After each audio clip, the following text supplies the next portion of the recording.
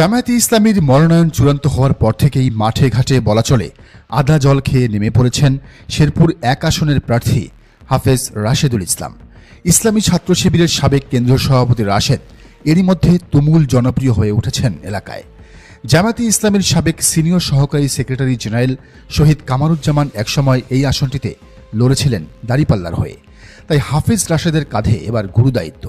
মিরগঞ্জ থেকে ভাতশালা, থানাঘাট থেকে বটতলা রাশেদ ছুটছেন ঘোড়ার গতিতে। Do or die. রাশেদের জয় ছাড়া ফিরে আসার আর কোনো পথ নাই। শিবির সভাপতি রাশেদের রয়েছে আওয়ামী দুঃসময়ে রাজপথে থেকে নেতৃত্ব দেওয়ার অভিজ্ঞতা। জেল জুলুম নির্যাতনের শিকার হয়েছেন অসংখ্যবার। ৫ আগস্টের আন্দোলনের সময়ও হয়েছিলেন গ্রেফতার, গুম।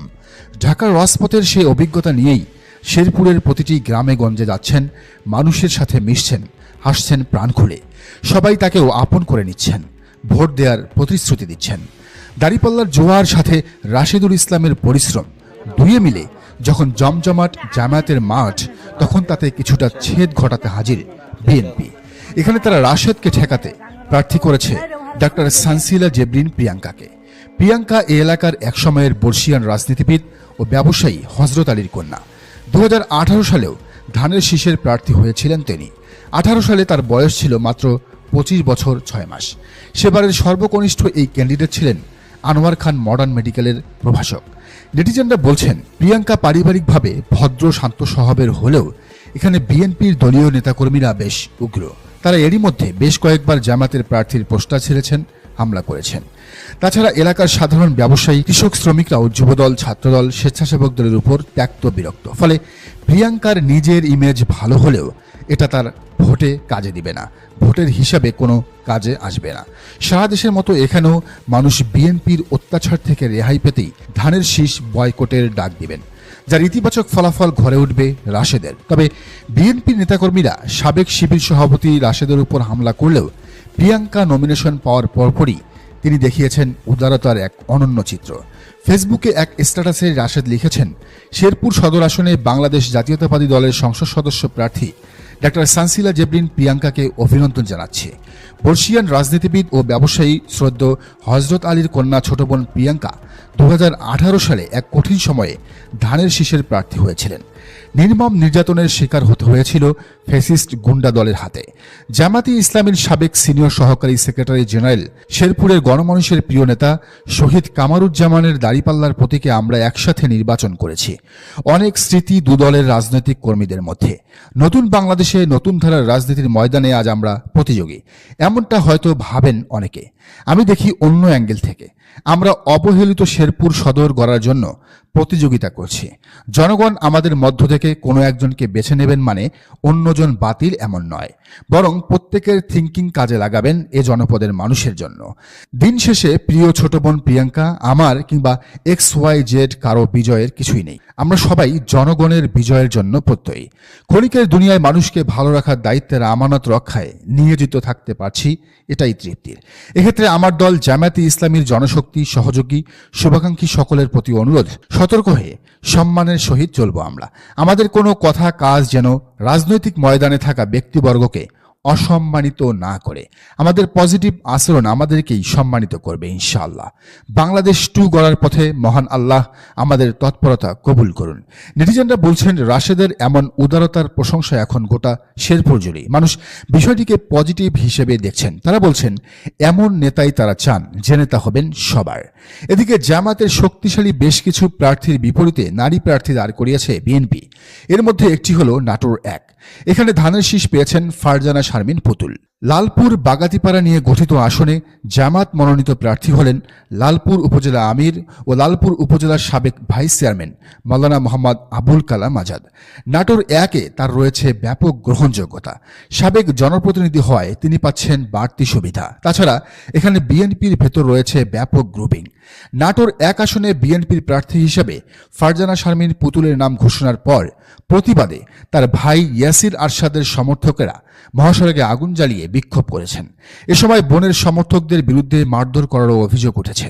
গতকাল সোমবার বিকেল থেকে মধ্যরাত পর্যন্ত লালপুর উপজেলার গৌরীপুর মোড়ে এসব ঘটনা ঘটে। ফারজানা শারমিন সাবেক ক্রীড়া প্রতিমন্ত্রী প্রয়াত ফজলুর রহমান পটলের মেয়ে। তার ছেলে ইয়াসির আরশাদও এই আসনে বিএনপির মনোনয়ন প্রত্যাশী ছিলেন। প্রার্থীর জনপ্রিয়তা আর বিএনপির গ্রুপিং সব মিলিয়ে জামাত এখানে এই আসনে বিপুল ভোটে জয় পাবে বলেই ধারণা নেটিজেনদের। বিএনপি যে 9 আসনে নারীদের প্রার্থী করেছে তার একটি ফরিদপুর 2। নগরকান্দা ও সালতা উপজেলা নিয়ে গঠিত ফরিদপুর 2 আসনে ধানের শীষের প্রার্থী বহুল আলোচিত শ্যামা ওবায়েদ ইসলাম। এখানেও কৃষক দলের কেন্দ্রীয় নেতা শহীদুল ইসলাম বাবুলের সাথে অন্তকলহ রয়েছে শ্যামা ওবায়েদের। 5 আগস্টের পর বিএনপির প্রথম যে মারামারিতে একজনের প্রাণ যায় সেই এলাকায় এটি। বাবুল মনোনয়ন বঞ্চিত হওয়ায় তার অনেক অনুসারী জামাতের হয়ে কাজ করবেন বলে জানা গেছে, কারণ তাদের মনে এখনো দগদগে ক্ষত। এই আসনে দাঁড়িপাল্লার প্রার্থী নগরকান্দা উপজেলা জামাতের আমির সোহরাব হোসেন। তিনি এর আগে নগরকান্দা উপজেলায় নির্বাচন করেছিলেন। এদিকে ঝালকাঠি 2-এ বিএনপির প্রার্থী ইশরাত সুলতানা ইলেন ভুট্টো খুব একটা হেভিওয়েট না হলেও এখানে জামাতের দুর্বল প্রার্থী থাকায় জামাত হেরে যাওয়ার সম্ভাবনাই বেশি। বিষয়টি নিয়ে রাজনীতি বিশ্লেষক মনিরুল মিরাজের বিশ্লেষণটা জেনে আসা যাক। তিনি লিখেছেন, কোনো পাবলিক ফিগার মানে ব্যক্তি ইস্যু না এবারের নির্বাচনে। লোকজন আসলেই এন্টি বিএনপি বা বিএনপি বিরোধী হিসেবে জেগে উঠলে যে কোনো জায়গায় যে কোনো প্রার্থী ধরা খাবেন। ফিগার এবার একটা অবজেক্ট মাত্র। এজন্য বিএনপির মনোনয়ন ও প্রার্থীদের ময়দানে নড়াচড়াকে ডিম করে দিতে মানে নিঃশেষ করে দিতে মার্কার আওয়াজ দরকার ফুল স্পিডে, দাঁড়িপাল্লার আওয়াজ দরকার ফুল স্পিডে। তিনি উদাহরণ হিসেবে এই ঝালকাঠি নলসিটির এই আসনের কথা তুলে ধরেন। বলেন, জামাতের সাংগঠনিক ভিত্তির বিবেচনায় সবচেয়ে পেছন দিক থেকে হিসাব করলে এটি ফার্স্ট বা সেকেন্ড হবে। তারপরও এই এলাকার প্রত্যন্ত গ্রামের লোকজন একা একা সারাদিন জামাতকে ভোট দেন। বিএনপির নেতাকর্মীদের দূর দূর করে বয়কট করেন। সমস্যা হলো জামাত মনোনীত প্রার্থী এলাকায় যায় সাংগঠনিক মোডে, কোনো জোর নাই, থাকবে কেমনে? তিনি জনসংযোগে দলের বাইরের লোকদের একেবারেই সাথে নেন না, এনগেজ করেন না, বোঝেনই না সম্ভবত। অথচ একসময় শিবিরের বড় নেতা হলেও সারা দেশের ছাত্র সমাজের কাছেই কম বেশি তিনি পরিচিত ছিলেন। এখানে দাঁড়িপাল্লার প্রার্থী শেখ নিয়ামুল করিম। যশোর 2-এ ধানের শীষ পেয়েছেন মোসাম্মদ সাবিরা সুলতানা। বিশিষ্ট ব্যবসায়ী ডক্টর মুসলেহউদ্দিন ফরিদের এখানে জিতে আসার চান্স 50-50। জিততে হলে তার আরও বেশি সক্রিয় হতে হবে মাঠে ঘাটে। এদিকে মানিকগঞ্জ 3-এ বিএনপির আফরোজা খান রিতা ঝানু রাজনীতিবিদ।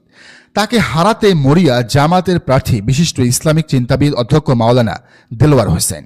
ফরিদপুর 3-এ মনোনয়ন পেয়েছেন সাবেক মন্ত্রী কামাল ইবনে ইউসুফের মেয়ে নায়েবা ইউসুফ। এখানে জামাতের প্রার্থী কেন্দ্রীয় শুরা সদস্য আব্দুত তাওয়াব। তিনি বোয়ালমারী সরকারি কলেজের সাবেক অধ্যক্ষ। আব্দুত তাওয়াব 2014 সালে সদর উপজেলা পরিষদ নির্বাচনে চেয়ারম্যান পদে প্রতিদ্বন্দ্বিতা করেছিলেন। তবে এখানে স্বতন্ত্র প্রার্থী হিসেবে যদি সাবেক এমপি একে আজাদ দাঁড়ান তাহলে তার জেতার সম্ভাবনাই বেশি। তবে শেষমেশ তিনি দাঁড়াতে না পারলে সমর্থন দিতে পারেন জামাতকেই, কারণ তার উপর সম্প্রতি হামলা চালিয়েছে বিএনপির নায়েবা ইউসুফ। সিলেট 2-এ বিএনপির মোসাম্মদ তাহসিনা রশিদির সাথে হাড্ডাহাড্ডি লড়াই হবে জামাতের অধ্যক্ষ আব্দুল হান্নানের। বিএনপির 9 জন নারী প্রার্থীর একজন সানজিদা ইসলাম তুলি। ঢাকা 14 আসনে ব্যারিস্টার আরমানের সাথে লড়াই হতে যাচ্ছে তার। এই আসনে দাঁড়িপাল্লা এখন অবধি বিপুল ভোটে এগিয়ে রয়েছে। ধারণা করা হচ্ছে সানজিদাকে হারিয়ে সংসদে যাবেন 8 বছর গুম থাকা ব্যারিস্টার আরমান। প্রদর্শক প্রতিবেদন